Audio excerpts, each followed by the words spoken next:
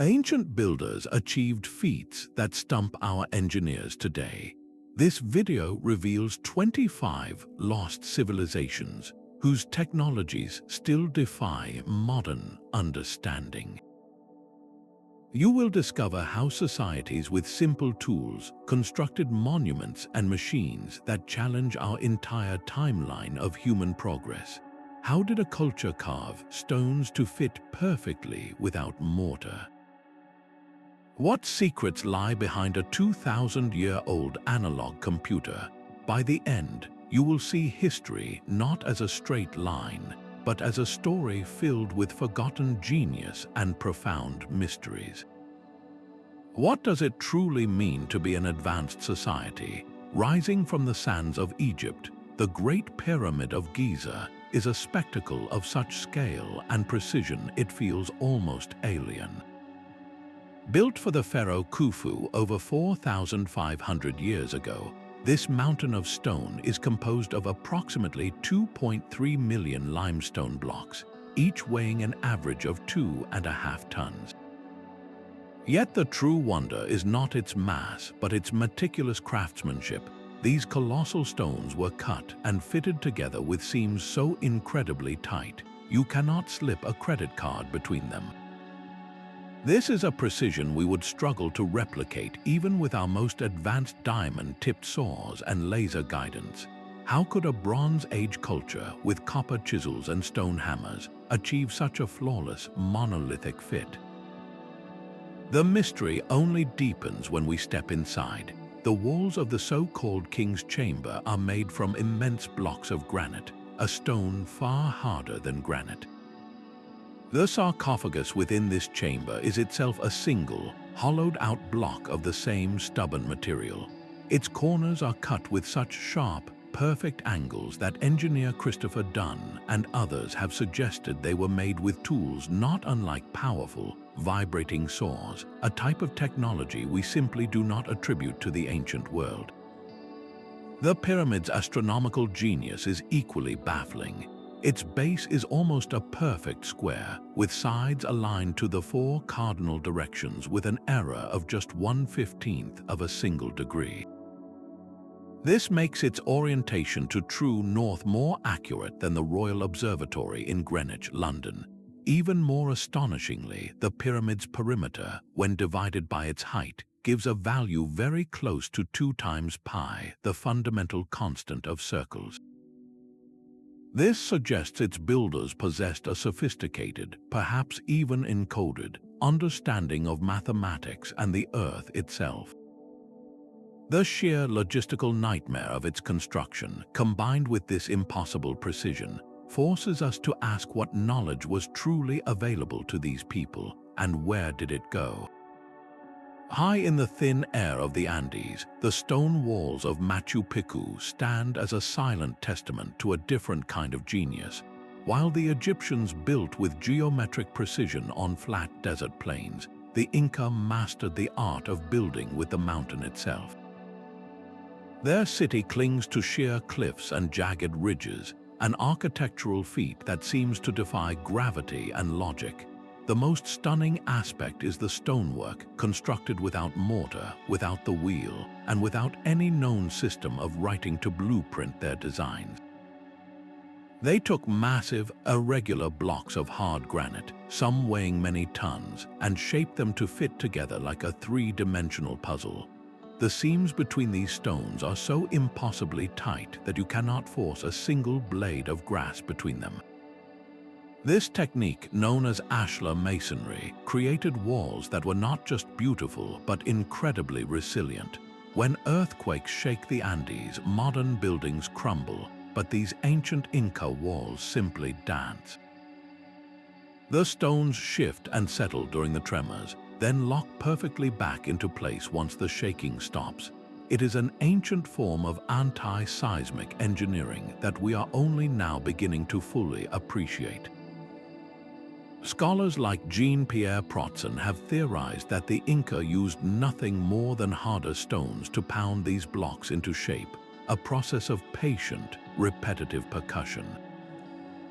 Yet the sheer speed and flawless precision required to build an entire city with such a laborious method remains a profound puzzle.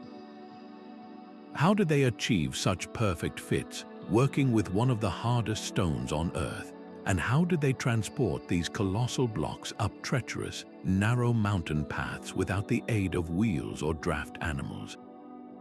Each stone at Machu Picchu is a question, challenging our assumptions about what is possible with simple tools and profound ingenuity.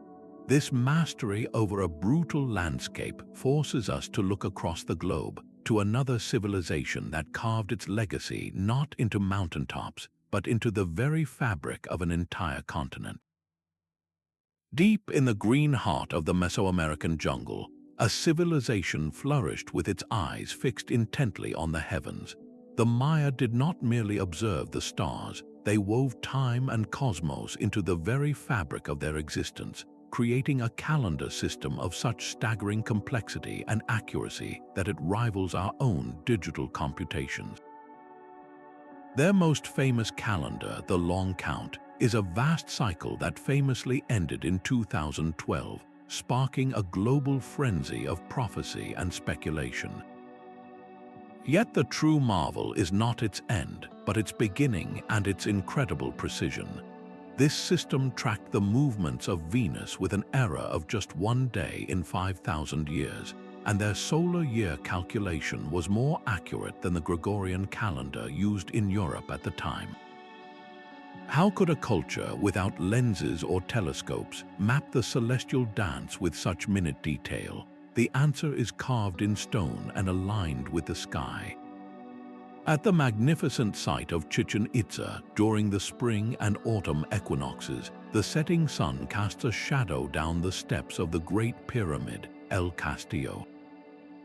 This play of light and shadow creates the undulating body of a serpent, slithering down to meet its stone head at the base. This was no happy accident. It was a precisely engineered celestial event, a testament to their profound understanding of solar cycles and their masterful integration of astronomy into architecture. Scholars like Linda Scheel, through decades of work deciphering Mayan glyphs, revealed a society that was not just watching the sky but calculating it. They operated with a sophisticated vigesimal number system based on the number 20, and they had a full conception of zero as a placeholder, a mathematical leap that would not appear in Europe for another 1,000 years. Their codices are filled with complex calculations for eclipses and planetary movements, all achieved with a simple bar and dot notation. This was a science built on patient, generations-long observation, a project to harmonize human life with the grand, ticking clock of the universe. The Maya remind us that advanced technology is not always about gears and levers, but can be found in the abstract power of mathematics and a deep, relentless curiosity about our place in the cosmos. This shared drive to understand the stars unites ancient cultures across vast distances, from the jungles of Central America to the plains of a land even more remote and mysterious. From the celestial calculations of the Maya, we plunge into the depths of the ocean where myth and history converge. Off the western coast of India, beneath the waves of the Arabian Sea, lies a legend given form. This is the sunken city of Dwarka, a place long thought to be pure fable from the epic Mahabharata, said to have been the magnificent kingdom of Lord Krishna before it was consumed by the sea. The discovery here is not merely of ruins but of a profound validation. Marine archaeologists sifting through the sandy seabed have brought up pottery, beads, and stone artifacts that have been carbon dated to be several thousand years old. These are not random fragments, but the coherent remains of a sophisticated, planned urban center.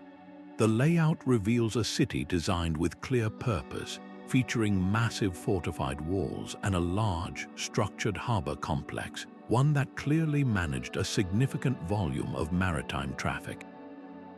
Consider the immense challenge of building a thriving metropolis right at the ocean's edge. This was not a simple village that succumbed to a rising tide. The construction of Dwarka required a deep, intimate understanding of the marine environment. Its builders would have needed knowledge of tidal patterns, wave dynamics, and erosion control to create a harbor that could withstand the constant force of the sea, and to erect stone structures durable enough to remain recognizable after millennia underwater. How did they engineer a city to exist in such a volatile interface between land and water? The existence of Dwarka does more than prove a legend true. It forcefully challenges the conventional timelines of Indian civilization, suggesting a highly advanced seafaring culture existed far earlier than many histories have allowed. It forces us to wonder how many other legendary cities, dismissed as mere stories, are waiting silently on the ocean floor, holding secrets to forgotten chapters of human ingenuity. This mastery over a hostile aquatic world finds a powerful echo in another civilization that did not fight the desert, but learned to thrive within its barren embrace. Stretching across a high Peruvian desert plateau, an immense art gallery lies invisible to those standing on the ground. This is the domain of the Nazca, a people who, between 2,000 and 1,500 years ago, transformed hundreds of square miles of arid plains into a canvas of breathtaking scale. They carefully removed the dark, sun-baked pebbles covering the land, exposing the lighter-colored sand beneath to create hundreds of precise lines, geometric spirals, and colossal figures of animals and plants.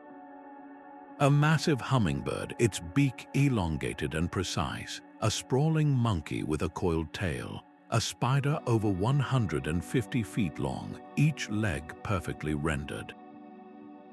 These are not small sketches, they are geoglyphs on a monumental scale, so vast that their forms only cohere into recognizable shapes when viewed from high above. In a place where it might rain for only half an hour each year, these creations were preserved untouched for more than a millennium. The most enduring question is not just how they did it, but why.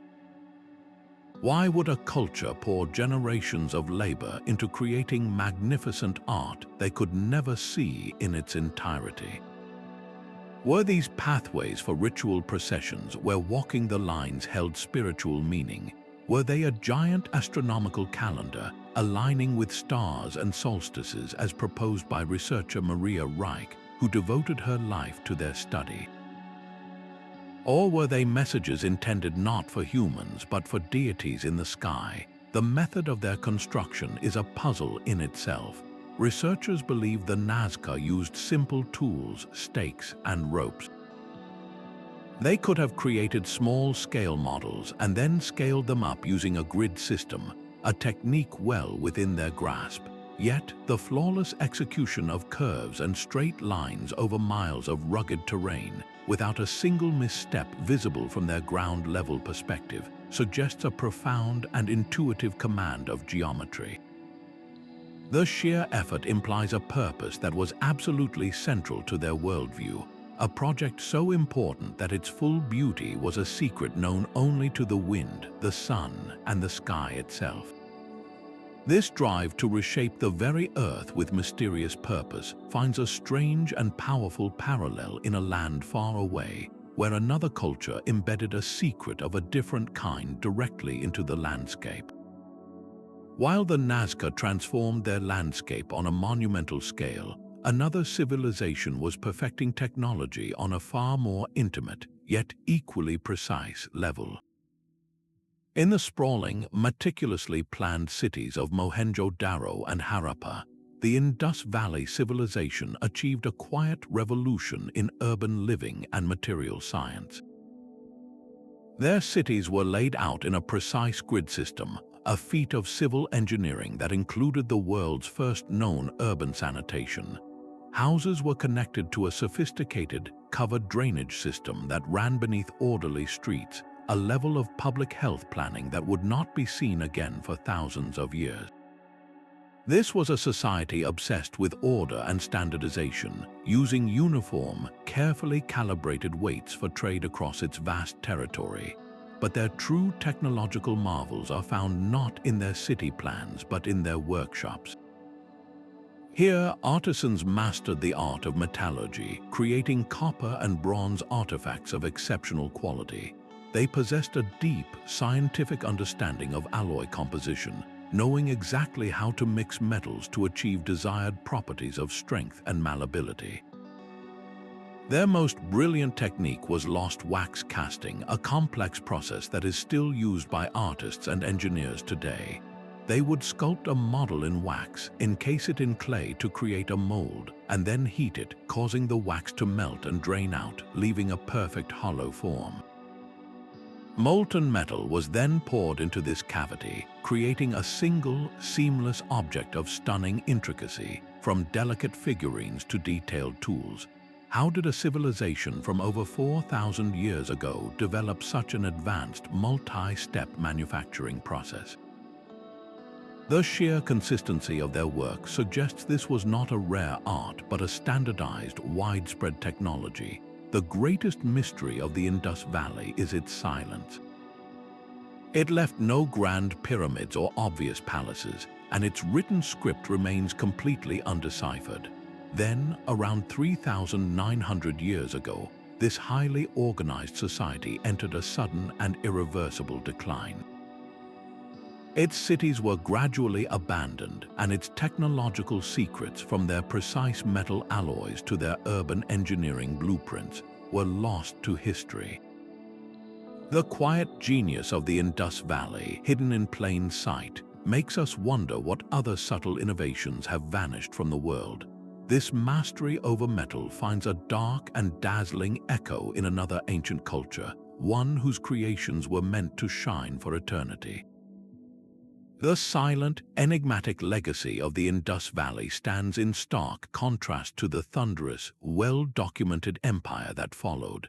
Marching from the disciplined grids of Harappa, we arrive at the monumental ruins of the Roman Empire, where the very stones speak of an engineering prowess that shaped the Western world. The Romans were masters of scale and permanence, and their greatest secret was hidden in plain sight, a material we use every day but have never truly matched. Their concrete is a scientific marvel that has left modern researchers baffled. While our own concrete structures crumble after decades, Roman harbors, submerged in seawater for 2,000 years, have not just survived, they have grown stronger. The seawater slowly reacts with the volcanic ash and lime in the Roman mix, forming new minerals that actually fill in cracks and reinforce the structure over centuries. It is a self-healing material, a technology we are only now beginning to replicate in advanced labs. This was no accident. The Romans perfected a recipe using specific volcanic ash from the town of Pozzuoli that gave them a building block for eternity. They used it to construct the Pantheon in Rome, which still boasts the world's largest unreinforced concrete dome, a breathtaking canopy that has weathered the elements for nearly 2 millennia. But their genius extended far beyond this miraculous mortar.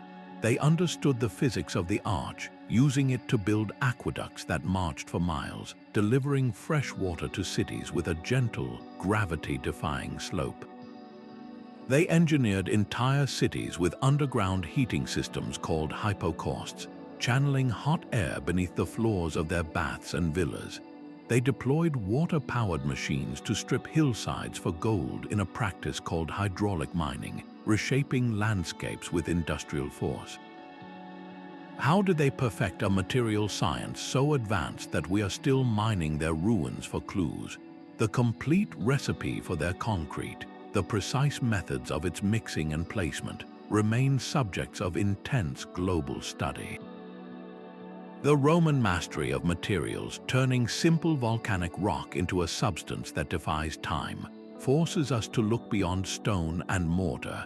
It leads us to a different kind of ancient substance, one not forged in a furnace, but woven in a loom with a flexibility and resilience that is just as mysterious.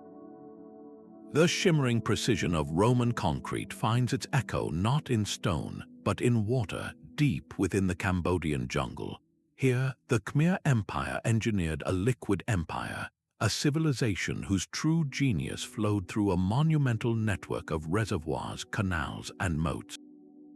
Angkor Wat is merely the stunning spiritual heart of a city that was, at its peak, the largest pre-industrial urban center in the world, sprawling across an area nearly the size of modern Los Angeles. The sheer survival of this metropolis depended on a single, brilliant innovation: the mastery of a volatile climate. This region endures a brutal cycle of monsoon-driven deluge followed by months of severe drought.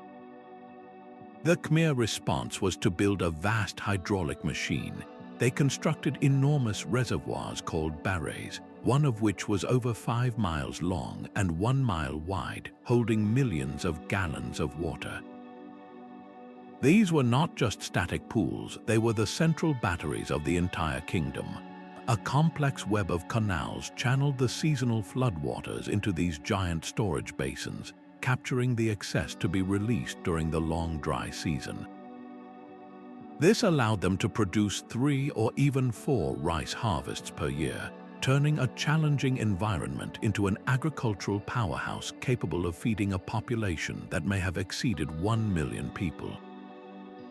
How did they manage such a delicate ecological balance? The full scale of their achievement remained hidden for centuries, buried beneath dense jungle canopy.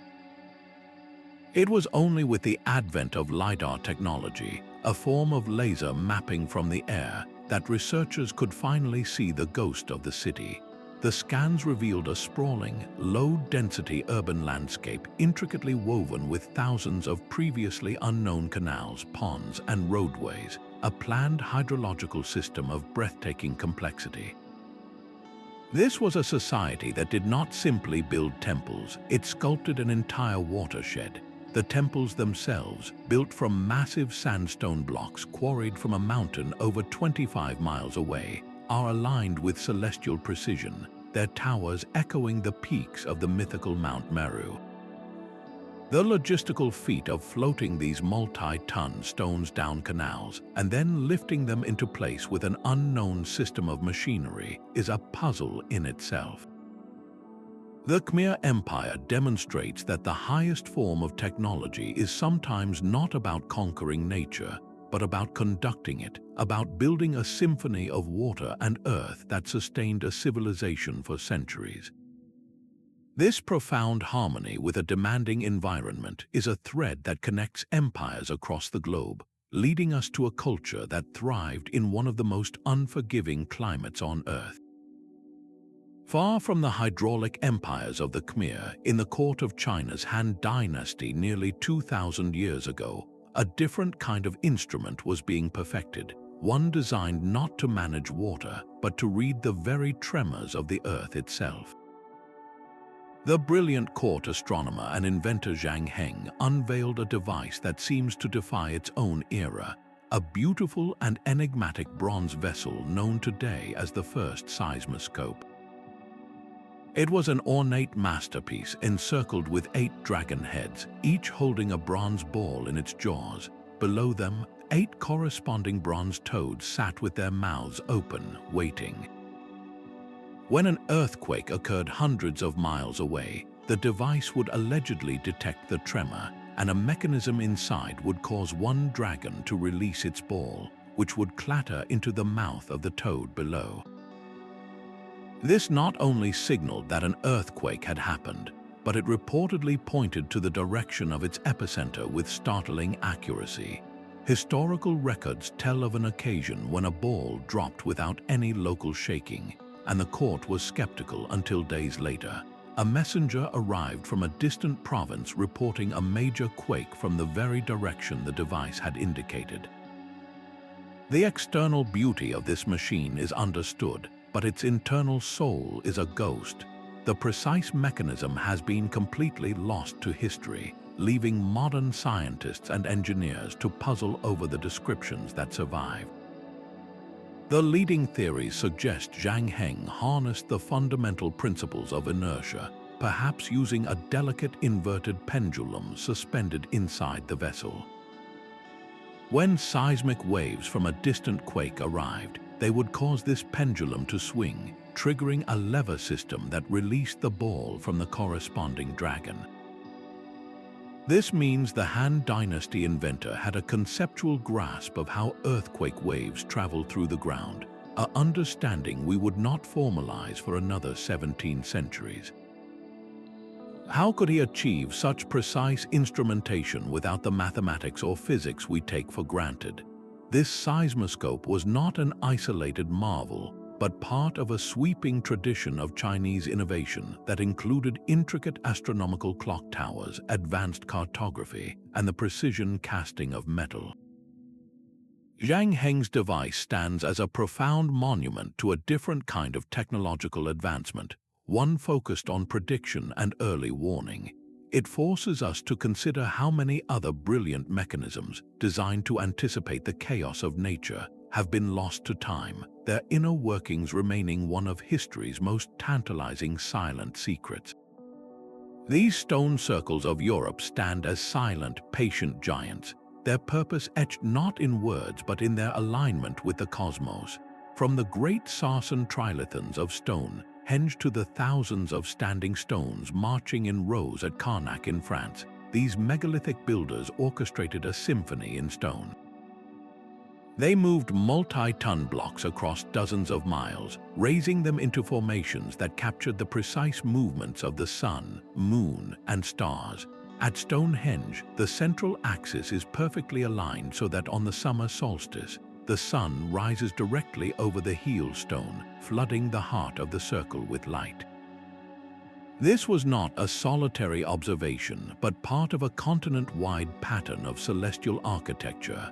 How could cultures separated by vast distances, with no known common language, develop such a shared and precise astronomical vocabulary? The effort was staggering, implying a motivation that was absolutely central to their existence. Researcher Gerald Hawkins, using some of the earliest computer analyzers in the 1960s, identified multiple key alignments at Stonehenge correlating with major lunar standstills and solar events. This suggested the site functioned as a sophisticated predictive calendar, marking the passing years and the complex cycles of the moon. The true mystery deepens when we consider the practicalities. How were 30-ton stones transported from quarries over 20 miles away, then lifted and set with such exacting precision? The common theory of wooden rollers and earthen ramps seems almost inadequate against the scale of the ambition. These were not mere monuments, they were permanent, solid-state computers built to track time itself, their massive stones serving as fixed sights against the turning sky. The immense communal effort required to build them speaks of a society unified by a cosmic vision, one that saw the heavens and the earth as deeply intertwined. Their silent circles challenge our notion of prehistoric people, pointing to a shared, profound understanding that compelled them to build for the ages, turning their entire landscape into a sacred clock. This deep connection between earth and sky finds a different but equally powerful expression in a civilization that encoded its wisdom not in towering stones, but in delicate, intricate metalwork. Deep beneath the island of Malta lies a world of echoing shadows and silent stone. The Hal Saflieni Hypogeum is not a temple built, but one carved, painstakingly excavated from the solid limestone bedrock over countless generations, more than 5,000 years ago. This three-level labyrinth descends into the earth, a maze of chambers, halls, and tombs that feels both ancient and unnervingly advanced. Stepping into its deepest spaces, you enter a realm of profound silence, a quiet so deep it has its own weight. But it is when this silence is broken that the true mystery reveals itself. Certain chambers within the Hypogeum possess acoustic properties that defy simple explanation. If you speak in a particular tone within the so-called oracle chamber, your voice is not just amplified, it is transformed. The sound resonates through the rock, vibrating through your very bones, creating a low hum that seems to fill the entire room and linger in the air long after you have stopped speaking. Researchers from the University of Malta have confirmed that these chambers are tuned to a specific resonant frequency, around 110 Hz. This is not a random acoustic quirk. At this specific frequency, something remarkable happens. Sound waves can create a phenomenon where it becomes difficult to locate the origin of a sound, producing a disorienting, almost out-of-body sensation. Brain imaging studies in modern times have shown that exposure to this particular frequency can deactivate the language centers of the brain and activate the right hemisphere, which is associated with spatial perception, intuition, and trance-like states. This leads to an inescapable and startling question. Did the Neolithic builders of the Hypogeum somehow understand the neurophysiological impact of sound? Were these chambers not just tombs but sophisticated resonance machines, engineered to alter human consciousness for ritual or healing purposes? The architecture itself suggests an incredible intention. The walls are carved to mimic the above-ground megalithic temples, with false beams and doorways, all sculpted with a precision that would be challenging even with modern tools. The shapes of the rooms, the curvature of the ceilings, and the specific angles of the walls all seem meticulously designed to guide and manipulate sound waves in a purposeful way. This was not an accident of excavation. This was acoustic engineering on a spiritual scale. How did a society with only stone, bone, and antler tools achieve such a nuanced understanding of sound wave behavior? They left no written records, only this echoing, subterranean proof of their genius. The Hypogeum stands as a powerful testament that ancient technology was not always about moving mountains, but sometimes about moving the mind, using the invisible power of vibration to explore the very frontiers of human consciousness. This mastery over an intangible force finds a parallel in another civilization that sought to capture a different kind of power, not from the earth below, but from the sky above. The silent, subterranean resonance of the Hypogeum gives way to the intricate, metallic ticking of a device lost for 2 millennia beneath the sea. In the quiet depths off the coast of the Greek island of Antikythera, a shipwreck yielded a corroded lump of bronze and wood that would become one of archaeology's greatest puzzles. When cleaned and examined by X-ray, this artifact, known as the Antikythera Mechanism, revealed itself to be an ancient Greek analog computer of staggering sophistication. Its insides were a complex clockwork of at least 30 interlocking bronze gears, each meticulously cut by hand, forming a miniature mechanical universe. This was not a simple calendar, but a dynamic orrery designed to predict the movements of the sun, the moon, and the 5 known planets with astonishing accuracy. It could forecast solar and lunar eclipses decades into the future, and its dials even tracked the 4-year cycle of the Olympic Games. The sheer mechanical genius on display is humbling, a technology that would not be rivaled again until the astronomical clocks of 14th century Europe. How could such a device exist in the 2nd century before the Common Era? The scholar Derek de Solla Price dedicated years to understanding its secrets, concluding it represented a completely lost tradition of high craftsmanship and scientific instrumentation in the Hellenistic world.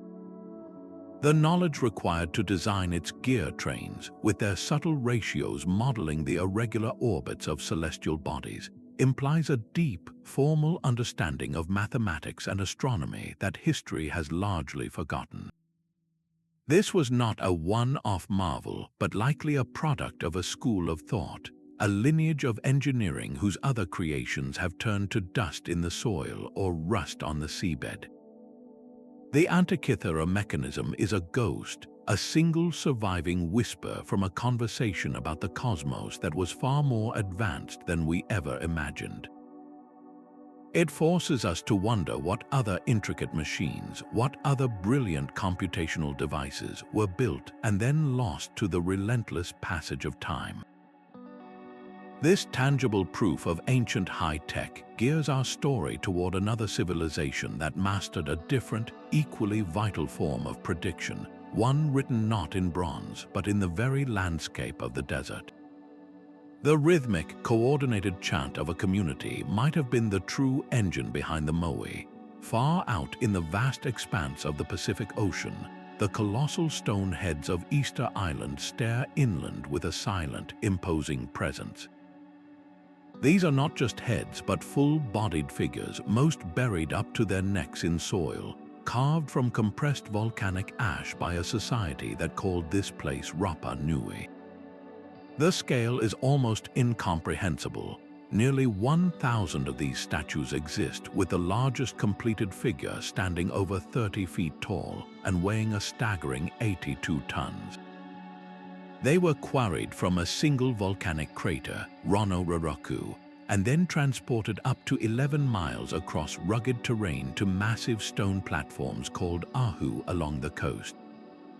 The island had no trees strong enough for rollers, no metal tools, and no draft animals. So how did they move these multi-ton giants? For decades, the prevailing theory involved log sledges and armies of people pulling with ropes. But recent experiments have turned this idea on its head, suggesting a far more dynamic and brilliant method. Researchers working with a full-scale concrete replica demonstrated that as few as 18 people, using 3 sets of ropes, could make a Moai walk. By carefully rocking the statue from side to side, they could create a forward shuffling motion, literally walking the multi-ton figure upright across the landscape. This technique required an exquisite understanding of physics, rhythm, and coordination, turning the transport into a ceremonial, communal dance. The purpose of these immense efforts was deeply spiritual. The Moai are believed to be deified ancestors, their backs to the sea so their supernatural power, or mana, could flow outward to protect and bless the living communities. Yet, this incredible story of ingenuity is shadowed by one of history's great cautionary tales. The very society that achieved these monumental feats eventually collapsed, its population dwindling dramatically. For a long time, the narrative was one of self-inflicted ecocide, that the islanders recklessly cut down all their trees to move statues, leading to erosion, famine, and war. Modern research, however, paints a more complex picture, pointing to the arrival of rats that ate tree seeds and, later, the devastating impact of European contact and slave raids. The Moai stand today not only as monuments to ancestral spirits, but as a powerful, silent question about the delicate balance between human ambition and the environment that sustains it. Their creation represents a peak of isolated genius, while their fallen forms remind us that no civilization, no matter how brilliant, exists in a vacuum. Far to the north of the Maya world, in the high valley of Mexico, a city of gods rose with such grandeur that later civilizations believed it must have been built by giants. Teotihuacan was a metropolis of staggering scale and intention, a place where every street and structure was part of a grand cosmic blueprint. Its heart is the massive Pyramid of the Sun, a colossal structure built over a natural cave, which the Teotihuacanos considered a sacred portal to the underworld. Directly opposite stands the slightly smaller but more elegantly proportioned Pyramid of the Moon, anchoring the northern end of the city's central spine. Connecting them is the vast Avenue of the Dead, a thoroughfare over 130 feet wide and stretching for more than a mile, lined with the remains of what were once thought to be tombs but are now known as temples and platforms for the elite. The entire city is a mirror of the heavens, deliberately aligned. The Avenue of the Dead is oriented 15.5 degrees east of true north, an alignment that corresponds with the setting of the Pleiades star cluster, a critically important celestial marker in Mesoamerican cosmology. This was not a city that simply grew. It was a city that was precisely planned and executed from its very foundation. How did its architects achieve such a perfect, large-scale orientation without magnetic compasses or modern surveying tools? The genius of Teotihuacan, however, was not confined to its ceremonial core. This was a living, breathing city that may have housed up to 150,000 people, making it one of the largest cities in the entire ancient world. To support this immense population, the Teotihuacanos engineered a revolutionary urban landscape. They built over 2,000 residential compounds, multi-family dwellings that functioned like modern apartment complexes. These were not simple huts but spacious, one-story structures built around central courtyards, complete with their own temples, drainage systems, and even plumbing for running water. The entire city was laid out on a precise grid plan, a feat of civil engineering that divided the urban space into orderly neighborhoods or barrios, often organized by profession. They developed a signature architectural style known as talud table row, a distinctive sloping base or talud, topped by a vertical panel or table row. This was more than an aesthetic choice. It was a sophisticated structural system that provided stability and a recognizable cultural identity across the city. They even manufactured a form of concrete, using local materials to create a strong, durable mortar that has held their pyramids together for nearly 2,000 years. Yet, for all its grandeur and innovation, Teotihuacan is a city of profound silence. We do not know what its people called themselves, what language they spoke, or the name of a single ruler. Around the year 550, this thriving metropolis was systematically and mysteriously abandoned. Its major structures were deliberately burned and its population scattered, leaving the grand avenue of the dead truly empty. Was it an internal revolt, a catastrophic drought, or an invasion that brought down this mighty civilization? The ruins offer no clear answers. The sheer scale and precision of its planning speak of a society with a level of social organization and engineering knowledge that still inspires awe and deep curiosity. What other secrets of pre-Aztec civilization lie buried beneath the dust of this silent city, waiting to rewrite our understanding of the ancient Americas? While the colossal Moai stood guard under the open sky, another civilization chose the exact opposite path for survival, carving their legacy deep into the earth itself. In the otherworldly landscape of Cappadocia, Turkey, the soft volcanic rock known as tuff became the canvas for a breathtaking subterranean world. Here, early Christians did not just carve simple shelters, but vast multi-level cities descending as deep as 18 levels into the ground. Derinkuyu is the most famous of these, a labyrinthine metropolis capable of housing up to 20,000 people, along with their livestock and food stores. This was not a temporary refuge, it was a fully functional underground civilization, designed to be completely self-sufficient for months at a time. The engineering challenges were immense. How do you provide fresh air to thousands of people living in a sealed, underground space? The answer was a brilliant and sophisticated ventilation system. More than 50 expertly placed shafts, some stretching over 180 feet to the surface, ensured a constant flow of oxygen throughout the entire complex, while also serving as incredibly deep wells to access the groundwater table far below. These shafts were a masterpiece of hydrological engineering, providing a reliable water source even during the longest sieges. The cities were designed with security as a core principle. The entranceways were protected by massive, millstone-shaped doors. These were not simple gates, but enormous discs of solid rock, weighing up to half a ton each, that could be rolled across the corridors from the inside, completely sealing the inhabitants from any above-ground threat. Each level could be isolated from the others, creating a series of defensive fallback positions.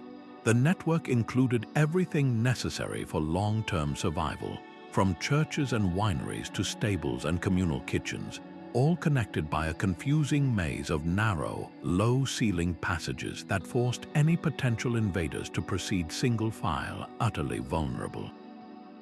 Why choose to build downward with such monumental effort rather than constructing walls and towers upward? The answer lies in the nature of the threat and the unique geology.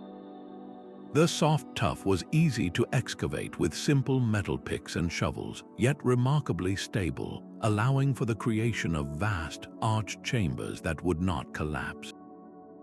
Building down was a form of perfect camouflage, rendering the city virtually invisible to armies scouting the horizon. It was the ultimate defensive strategy, turning the very ground beneath an invader's feet into a fortified stronghold. The coordination required to plan and execute such a complex, multi-generational project, all with simple hand tools, points to a society with an incredibly advanced understanding of geology, structural engineering, and community logistics. The silent, dark halls of Derinkuyu are a testament to a different kind of technological genius, one focused not on dominating the landscape, but on disappearing into it, creating a hidden world of profound safety and innovation. The hidden city of Petra reveals its secrets not in grand plazas, but in the quiet, life-giving flow of water, carved directly into the vibrant rose-red sandstone cliffs of southern Jordan. This capital of the Nabatean Empire was an oasis of pure engineering genius. In a land where rain might fall only a handful of times each year, the Nabateans did not just pray for water, they built a machine to capture it. Their entire city was designed as a massive hydrological network, a labyrinth of ingenuity hidden in plain sight. They constructed a series of dams to divert the devastating flash floods that would surge through the narrow canyon known as the Sick, which serves as the city's main entrance. Instead of fighting the destructive water, they tamed it, channeling the floodwaters into an extensive system of terracotta pipes and rock-cut canals that ran along the canyon walls. These conduits, relying on the relentless pull of gravity, carried every precious drop to vast underground cisterns, where it was stored for the long, dry months ahead. This was not a simple well, it was a municipal water grid with pressurized pipes and sedimentation tanks that filtered out silt, delivering clean water directly to public fountains, luxurious bathhouses, and the private homes of a population that may have reached 30,000 people. How do they maintain such a complex system against the desert's relentless siege? The answer lies in a deep, intimate understanding of their environment. They coated their cisterns with a special, waterproof plaster that minimized evaporation, and they designed their channels with just the right slope to keep water moving without eroding the soft sandstone. This mastery over a scarce resource turned a barren canyon into a thriving cosmopolitan hub, a crucial nexus for the incense trade where caravans from across the known world could find respite and refreshment. The same meticulous skill is visible in the city's breathtaking monuments like the famous treasury, all carved from the top down directly into the cliff face. This required not just artistic vision, but immense geological surveying and structural calculation to ensure the entire facade remained stable as they removed the mountain from around it. The Nabateans proved that the pinnacle of technology is often about working in harmony with the forces of nature, a philosophy that finds a powerful echo in a civilization that mastered a very different but equally formidable element. 17 stone giants rise from the humid Mexican soil, their stern faces staring out from a forgotten world. These are the colossal heads of the Olmec, the first great civilization of Mesoamerica, and each one is a monument carved from a single block of solid basalt. The sheer scale is staggering, with the largest head standing over 9 feet tall and weighing close to 50 tons. But the true mystery is not their mass, it is their journey.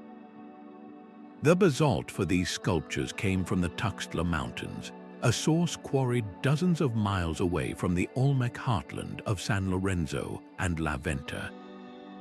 In a land without wheels, without metal tools stronger than the stone itself, and without draft animals like oxen or horses, how did they move these multi-ton blocks across swamps, rivers, and dense jungle?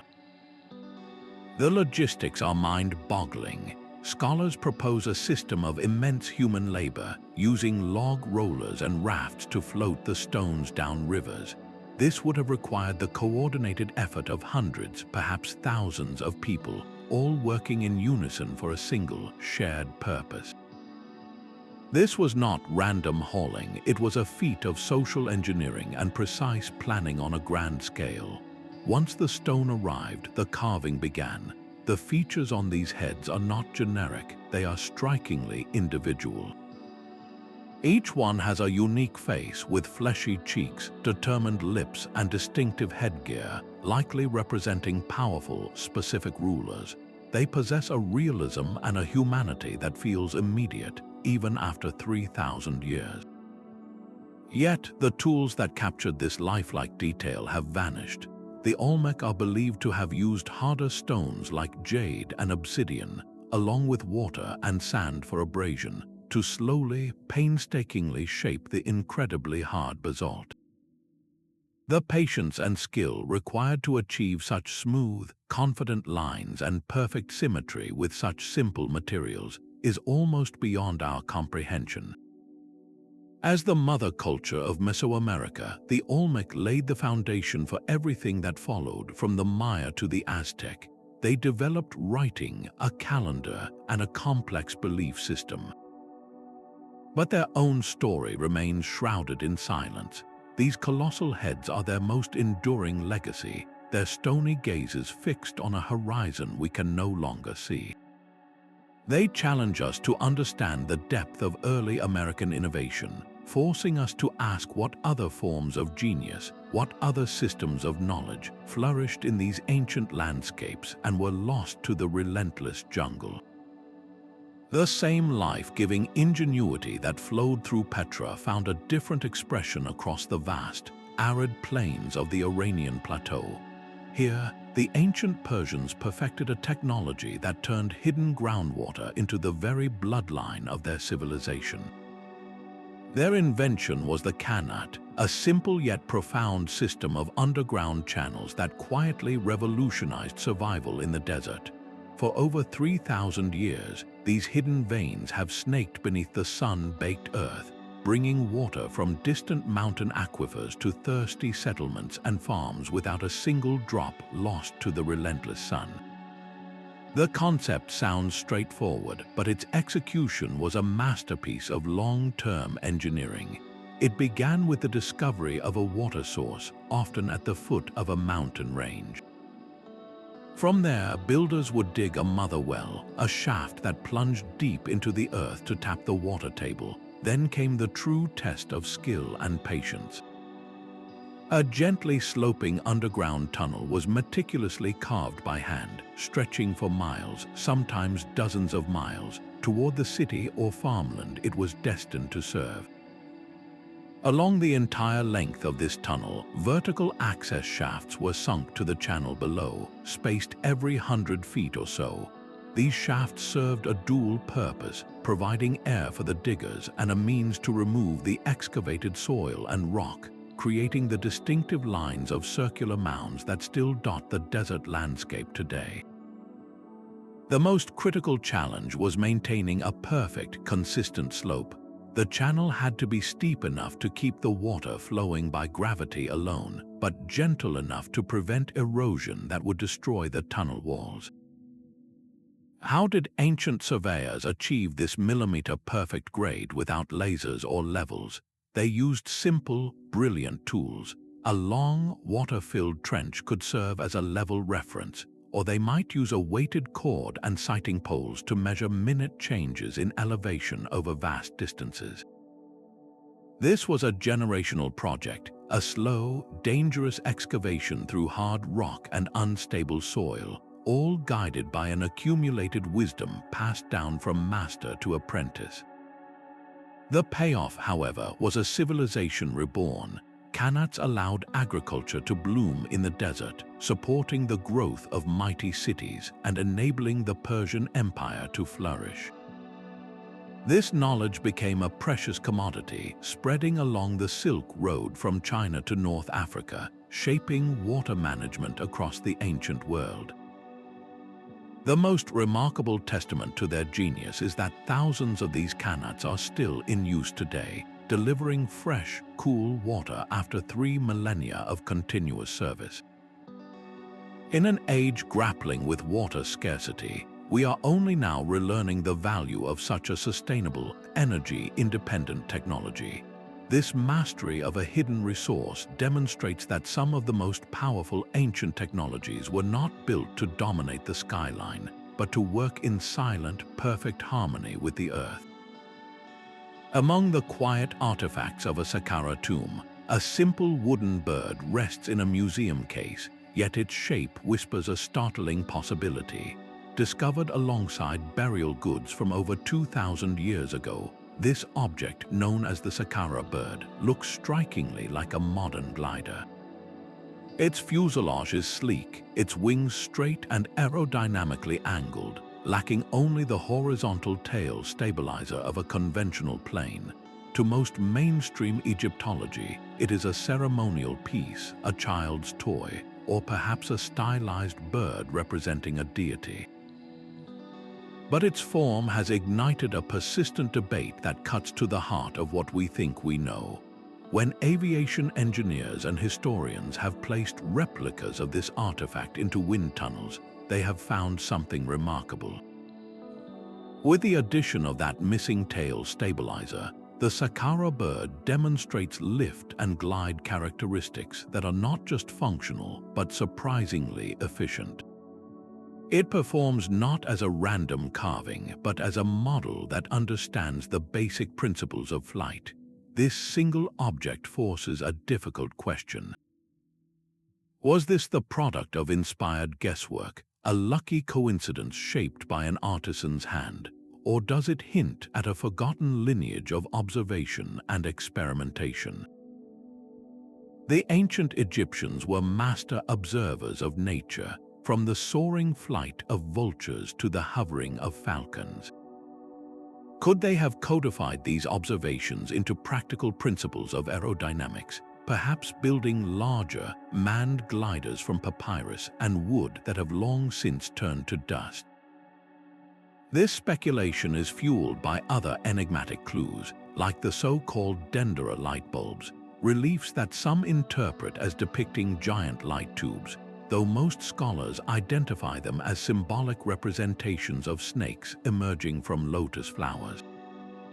The evidence is far from conclusive, but the pattern is provocative.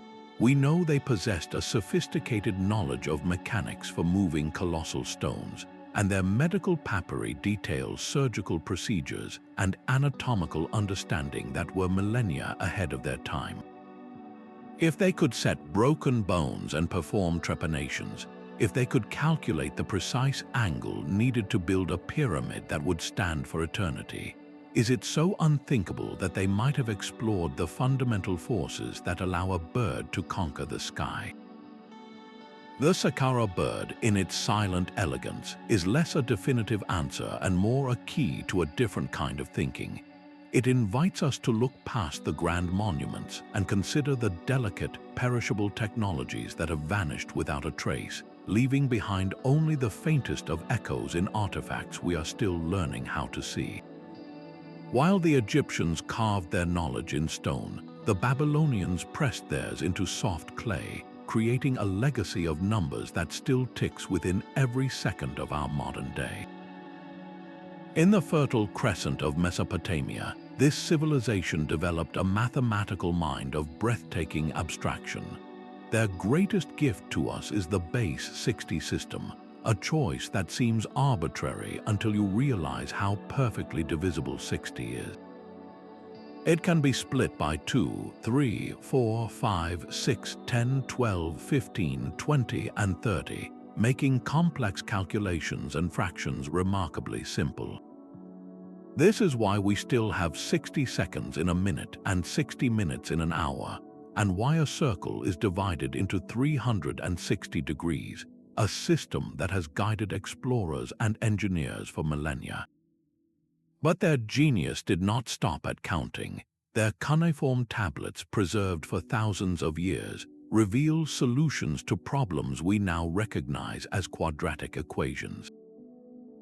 They could find two numbers if you knew their sum and their product, a conceptual leap that required a deep, logical understanding of relationships, not just rote arithmetic. Even more startlingly, a tablet known as Plimpton 322 contains lists of numbers that form what we call Pythagorean triples, sets of three whole numbers that perfectly fit the famous theorem for right-angled triangles, a full 1,000 years before Pythagoras was born. How could they perform such advanced calculations without the symbolic notation of x and y, plus and equals, that we rely on? They thought in pure geometry and word problems, describing the relationships between lengths, widths, and areas in a language of practical necessity that concealed profound theoretical insight. Their minds worked in a different dimension of logic, one just as potent as our own. This mathematical prowess was intrinsically linked to their view of the heavens. They kept meticulous astronomical diaries, tracking the movements of planets like Jupiter and Venus with painstaking accuracy over centuries. They could predict lunar eclipses and understood the repeating cycles of celestial events. This was not just science for its own sake, it was essential for ordering their world. Their calendar was a complex lunisolar system, following the phases of the moon but requiring the occasional insertion of an extra month, an intercalary month, to keep the lunar year in step with the solar seasons. This ensured that their religious festivals happened at the correct time and that farmers knew precisely when to plant and harvest, weaving mathematics, astronomy, and daily life into a single, coherent fabric of knowledge. The Babylonian intellectual universe demonstrates that the foundation of our modern world was laid not with gears and levers, but with the quiet, relentless power of abstract thought, a tradition of calculation that would be refined to an even finer point by another culture in the distant East.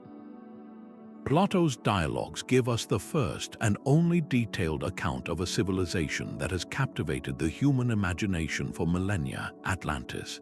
He described it not as a mere city, but as a vast island empire, larger than Asia and Libya combined, located beyond the Pillars of Hercules. Its kings were descended from the god Poseidon, and its society was one of immense power and sophistication. The capital city was a marvel of engineering, built in concentric rings of land and water, connected by great canals and bridges. The innermost citadel was constructed from red, white, and black stone, a tri-colored monument to its wealth and artistry. Its harbors were constantly filled with ships from across the known world, and its temples, plated in precious metals, dazzled all who saw them. This was a civilization in its golden age, a utopia of advanced knowledge and immense military might. Then, in a single day and night of catastrophic earthquakes and floods, the entire island was swallowed by the sea, vanishing forever. The sheer specificity of Plato's description, presented as a true historical account passed down from Egyptian priests, is what separates Atlantis from other myths.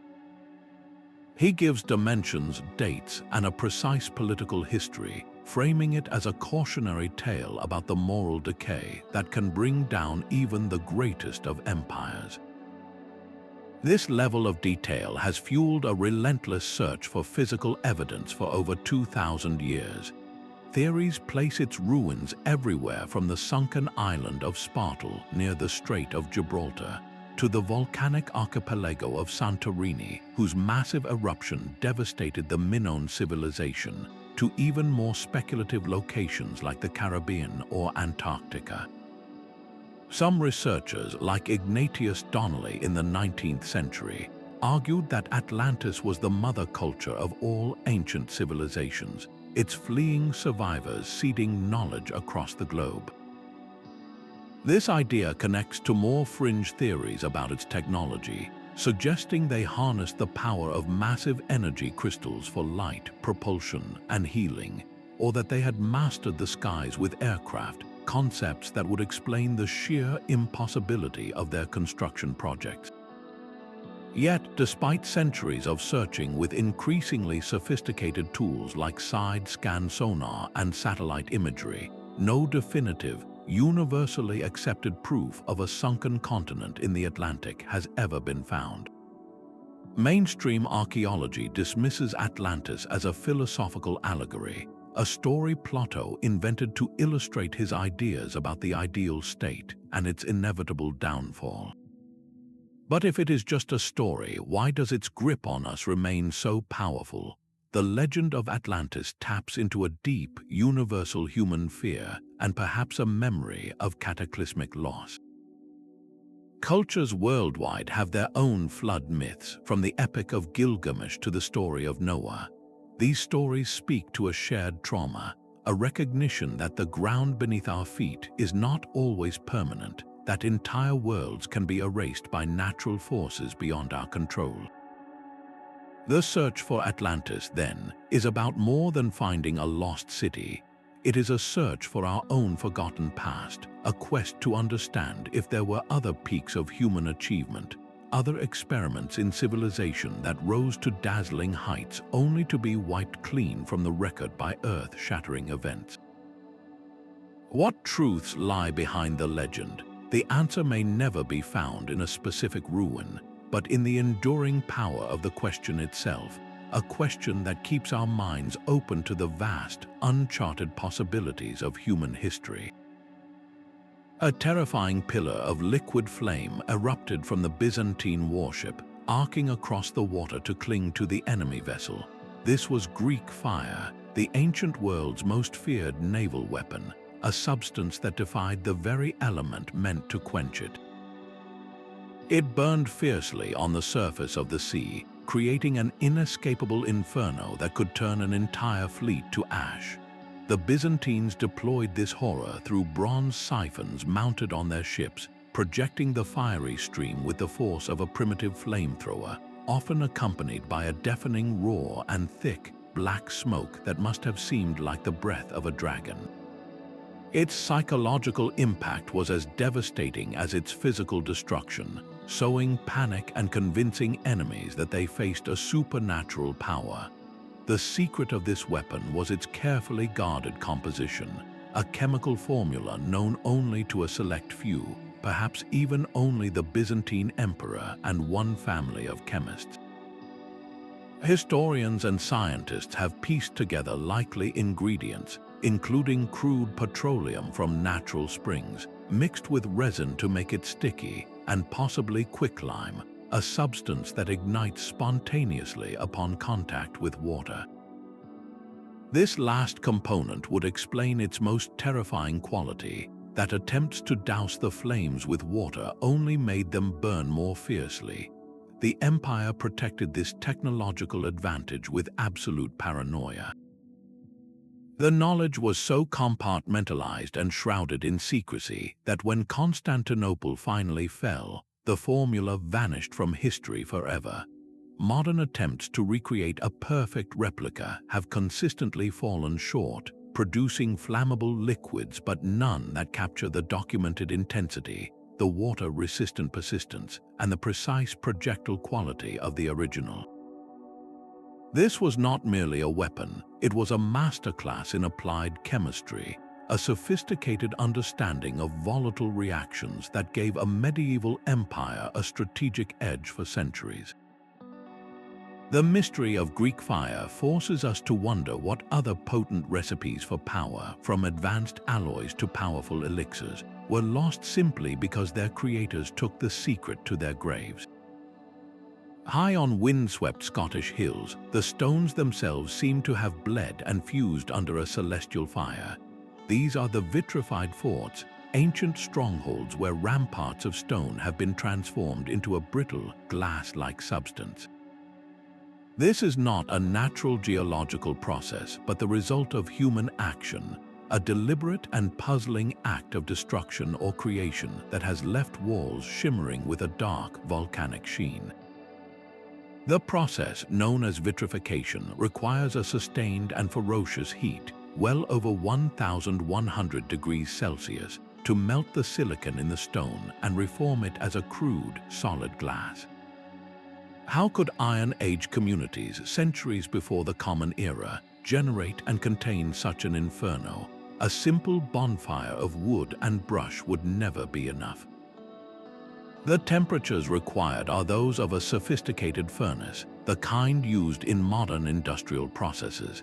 Experiments to replicate the effect have struggled, often failing to achieve complete fusion without the use of specific fuel sources, like coal or peat, stacked in a very precise configuration against the walls to create a lasting, oven-like effect. This leads to the central, burning question. Why would anyone do this? Was it an act of final, catastrophic war? Perhaps a victorious army systematically destroyed these forts by setting such tremendous fires that the very stones ran like wax, ensuring the stronghold could never be used again. Or was it a defensive measure, a desperate attempt to strengthen the walls by fusing them into a single, impenetrable shell? Yet, the vitrification is often inconsistent, leaving some sections melted while others remain unscathed, which argues against a controlled engineering project. This inconsistency fuels another, more spiritual theory. Could this have been a ritual act, a symbolic burning meant to purify the fort, to consecrate it with an elemental power so absolute it literally melted the boundary between the human world and the divine? The glowing, molten stone would have been a terrifying and awe-inspiring spectacle, a transformation witnessed by generations. These glassy ruins stand as a stark reminder that the ancient world understood the power of heat in ways we are still struggling to comprehend. They present a puzzle not just of method, but of motive, a silent testament to a technology that was as formidable as it was mysterious. The silent cities of the Indus Valley held more than just architectural genius. They safeguarded the health of their people with a foresight that feels almost modern. Among the skeletal remains found at sites like Harappa, archaeologists have made a startling discovery: human teeth that show clear, precise drilling. This was not an act of violence or ornamentation, but what appears to be early dentistry. The holes drilled into molar teeth are perfectly round and smooth, reaching deep into the cavity to alleviate an abscess or decay. This delicate procedure, performed over 4,000 years ago, required a steady hand and a tool like a bow drill, likely tipped with a hard stone like jade or flint. The concept of relieving pain by drilling into a tooth is a sophisticated medical leap, one that demonstrates a profound understanding of human anatomy and a remarkable willingness to intervene for healing. Alongside this evidence, excavations have uncovered sharp, finely crafted blades made from stone and copper that bear a striking resemblance to modern surgical scalpels. These were not crude cutting tools, but purpose-made instruments, suggesting a class of individuals who specialized in medical procedures. How did a society without a deciphered written language codify and transmit such precise surgical knowledge?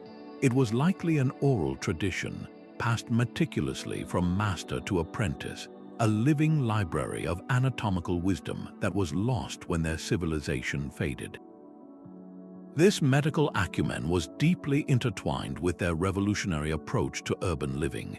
The Great Bath at Mohenjo-Daro and the city-wide covered drainage systems were not just feats of engineering, they were the bedrock of public health. By managing waste and providing access to clean water, they were actively fighting the spread of waterborne diseases, creating a standard of urban sanitation that would not be seen again until the height of the Roman Empire, thousands of years later. This holistic view of health extended to the use of nature's own pharmacy. Archaeologists have found traces of herbs like neem and turmeric in pottery and burial contexts, plants known for their potent antiseptic and anti-inflammatory properties. They were likely compounding poultices, brewing teas, and creating salves to treat everything from infection to indigestion. The Indus Valley civilization presents a powerful picture of a society that viewed technological advancement not just in the scale of its cities, but in the well-being of its citizens. Their innovations in healthcare remind us that the most profound ancient technologies were those that nurtured the human body and mind, a quiet, compassionate genius that resonates just as strongly today. A single man working alone under the cover of night moved over 1,100 tons of coral rock. In the early 20th century, a Latvian immigrant named Edward Leedskalnin began a 28-year project that would become one of America's most enduring physical puzzles.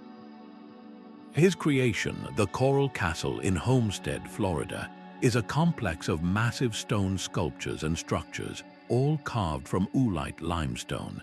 He fashioned a 9-ton gate that swung so perfectly balanced a child could push it open with a single finger, a towering obelisk, and massive rocking chairs, each weighing several tons.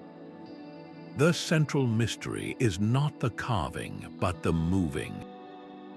How did a man who stood just 5 feet tall and weighed barely 100 pounds, with no formal education and only simple hand tools, single-handedly quarry, transport, and lift these colossal blocks? He was famously secretive, working largely at night and telling curious onlookers only that he understood the laws of weight and leverage, and that he had rediscovered the building secrets of the ancient Egyptians. He claimed to have perceived the spiritual forces that hold matter together, a knowledge he said was possessed by the pyramid builders. The theories attempting to explain his method are as varied as they are inconclusive. Some suggest he had unlocked a forgotten principle of anti-gravity, somehow neutralizing the mass of the stones. Others propose he mastered geomagnetic forces, using the Earth's own magnetic field to manipulate the coral blocks. Mainstream skeptics argue he must have used an ingenious system of blocks, pulleys, and levers, the kind of simple machinery available for centuries. Yet no one ever saw him use such a system, and he left behind no blueprints, no diaries, and no proof beyond the castle itself. When he needed to move his entire operation 10 miles away, he simply hired a truck, and neighbors reported seeing the massive stones already loaded onto the vehicle, with Leedskalnin taking sole credit for the feat. His work stands as a stark, modern counterpoint to all the ancient mysteries we have explored, a personal monument built not by a king or an empire, but by one determined individual in the age of the automobile and the airplane. It forces a humbling question.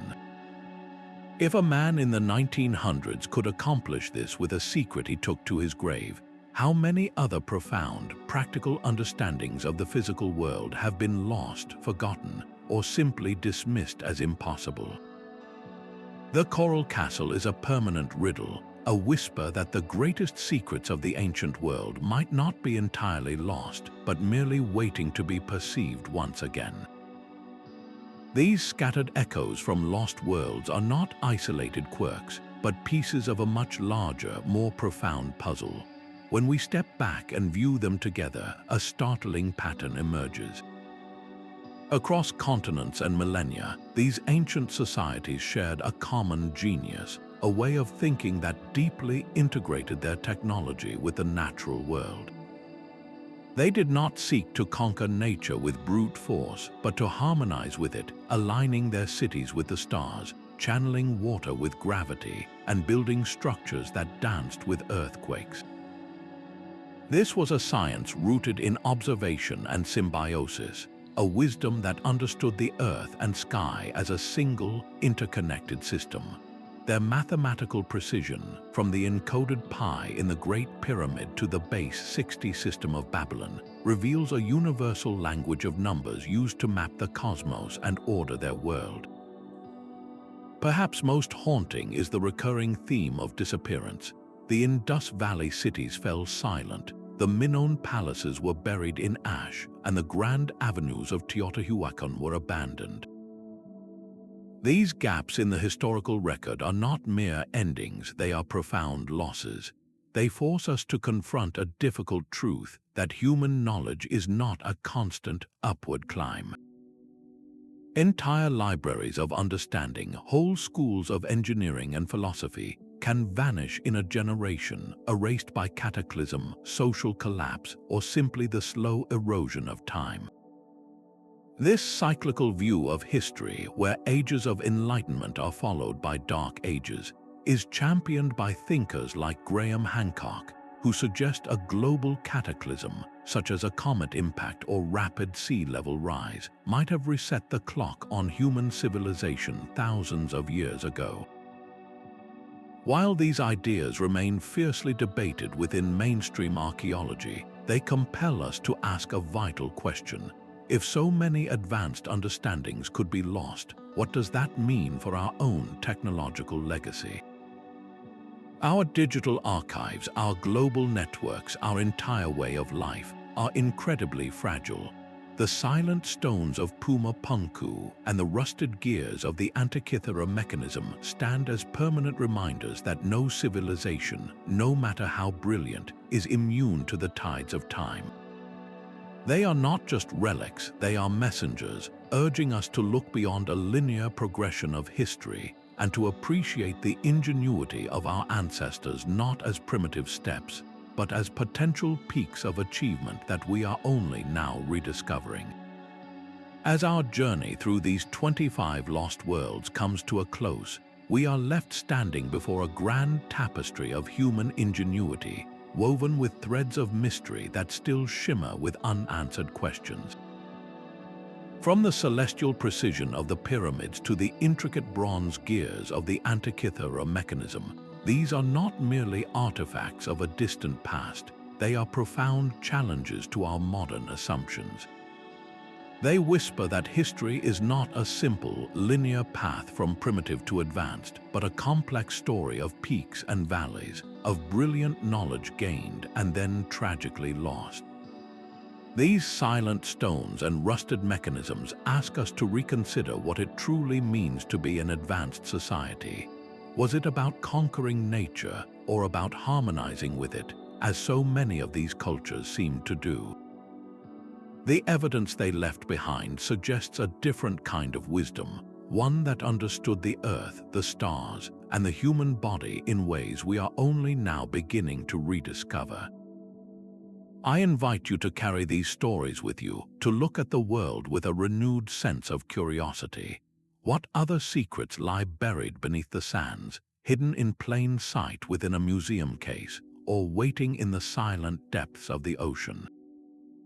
The greatest discovery may still be ahead of us. If this exploration into the echoes of lost genius resonated with you, I would be deeply grateful if you would like this video and subscribe to the channel for more journeys into the heart of historical mysteries. And please share your own thoughts below. Which of these 25 civilizations captured your imagination the most? Thank you for your time and your curiosity. The legacies of these ancient builders are not forgotten, so long as we continue to ask questions and listen to the whispers they left on the wind.